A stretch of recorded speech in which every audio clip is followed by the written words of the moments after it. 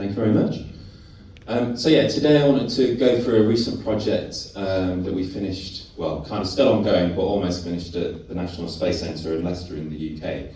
So this was extended reality for new audiences.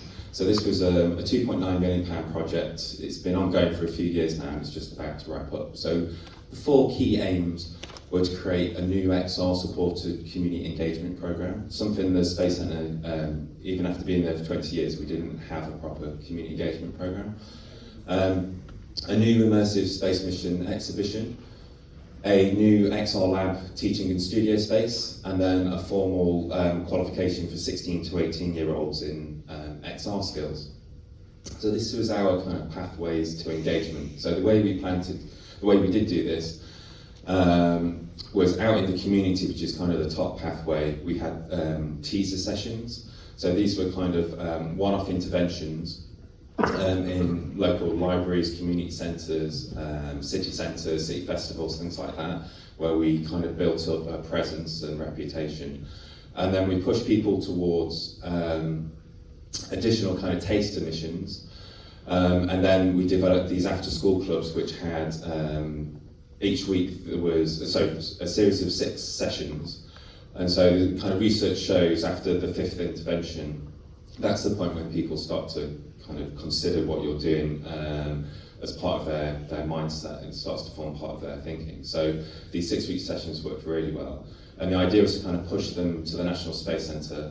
And so the culmination of the after-school clubs was to come for a family celebration day at the centre.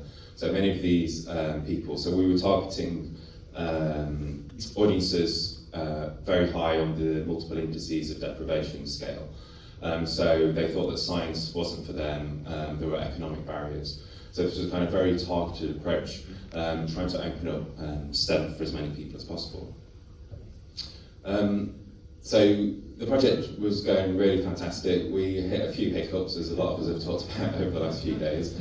We also had Brexit to contend with for anyone following the political drama, but that made it quite difficult to do certain things. And then the biggest impact was on building the new exhibition. So TetraStar Spaceport, which some of you may have heard us talk about yesterday, involved an awful lot of AV, so the silicon shortage. But then also we were launching a brand new academic qualification. All the schools were closed, so we couldn't get to them. Anyway, enough complaints. We got there in the end. So a couple of years later, we built our reality lab, and we now have our immersive academy. And so we just started with 14 students, so these are 16-year-olds just coming out of secondary school, doing a formal qualification in immersive design and development. So this is something we've been trying to get off the ground for the last few years, and it's finally happening. It's really exciting. It's very unique in that their studio is directly next to the NSC Creative studio, so in terms of kind of access to industry professionals, it's kind of unprecedented. Why immersive? So traditionally the Space Centre is all about kind of STEM and kind of the hard sciences, but we wanted to bring in the creative industries into that. We think it's absolutely essential that alongside the critical thinking that we get from STEM, we bring in kind of creative practice and design principles to make the teams of the future that are going to solve some of those massive challenges that we face.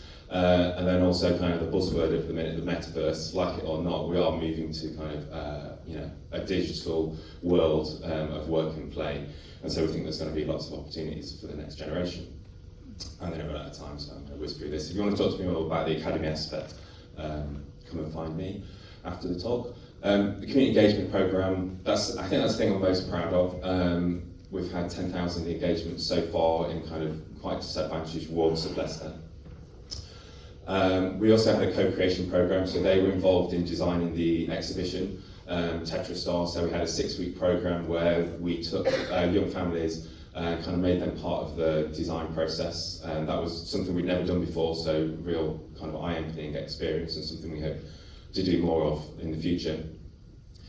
And then I just wanted to quickly go through how we used XR out in the community programme in other areas. So everyone kind of thinks of 360 video and VR. We use that to great effect. AR, room scale VR, and then I've got a Fulldome clip which kind of goes into a bit more detail. Could we show the Fulldome, please. So kind of 360 video is kind of the obvious one, and it works really well. It's great to do in a controlled environment. It's kind of it's best seated. But we wanted to experiment with room scale VR. So this is when the real kind of magic happens with VR. So we created an experience called Spacewalk, which was connected to the Tetrastar universe. And this allowed us to kind of use hand tracking and kind of full body room scale with the standalone Meta Quest headsets. So this really kind of took it to the next level beyond the video, which even though in a lot of these audiences they hadn't seen good 360 video before, but once they start kind of exploring these immersive spaces, so you can see on the right that's the headset view, actually working their way around this space station. It really is quite transformative and just gets them really, really excited. So it was logistically trying to make it work in community centres and libraries. Health and safety is something to be very aware of when you've got people wandering around in these headsets, but it's all totally manageable and incredibly effective. So that was one aspect of the project. And then the next one was a cooperative multiplayer VR experience where there was one person in VR and then up to 3 people acting as mission controllers. So this was called Space Puzzle. And so again, this is working with the constraints that we had in these kind of community centres where, it's just coming up now. So they play out a mission. So the person in the VR headset is the astronaut, and their cargo ship is on the way to Mars and it's broken. And so mission control has paper resources and kind of certain amount of information. So they have to work together with that kind of traditional mission control kind of commander-pilot relationship to try and solve the puzzles within this environment. So this was, we really wanted to do kind of a true kind of multiplayer room scale VR experience, but logistically it was just too challenging in the spaces to have half a dozen kids kind of running around in VR, banging into each other. So this was a great way to have that sense of collaboration and teamwork, which was a key pillar of the project. But maybe we didn't have to have as many VR headsets, and it was kind of quite scalable, and then people could kind of take it in turns, and there was kind of randomization of the puzzles and things like that. And then finally, the Tetrastar Spaceport. So originally we were going to include VR in the public and schools version of this new immersive experience. But for one thing or another, it was too complicated, too much overhead. But what we did use was VR as a design review tool. So we developed a multi-user VR pipeline. So you see the VR headset on the right-hand side, and then members of our team. But where this kind of came into its own was bringing in other stakeholders to really appreciate what we were trying to achieve with the experience before we were fully committed to it and before it was built.